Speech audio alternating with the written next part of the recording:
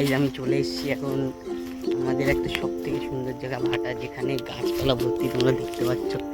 এটা কিন্তু সারাটা গাছপালা, ঠিক আছে। তো আমরা এখানে যাচ্ছি মাছ ধরতে, আর এখানে খুব সুন্দর সুন্দর মাছ পাওয়া যায়, তো তোমরা অবশ্যই দেখতে থাকো।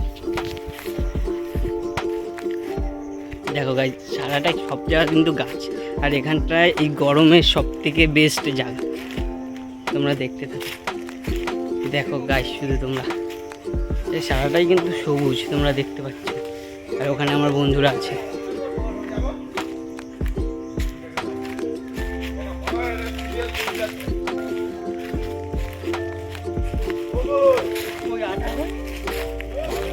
গাইজ তোমরা একবার দেখো, কোথায়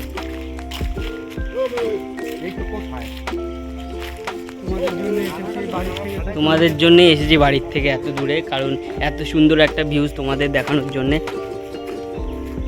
আমরা কিন্তু এখন যাচ্ছি মাছ ধরতে, আমাদের আসল উদ্দেশ্য।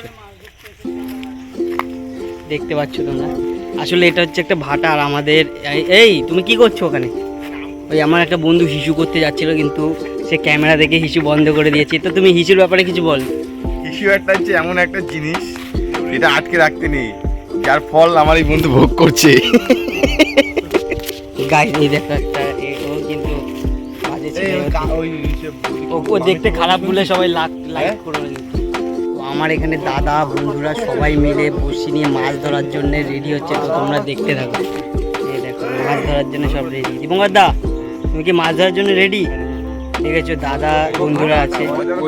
এই দেখো, এটা হচ্ছে রুটি 6 টাকার। আর এই যে সন্তুদা, ব্যাংকের ম্যানেজার। দেখো সবাই কিন্তু রেডি। আরে কিন্তু কিন্তু আমার বন্ধু, এই যে এই হচ্ছে নেতা। নেতা বল, এই যে ভাই আমার কিন্তু নেতা। বসে রয়েছে তো।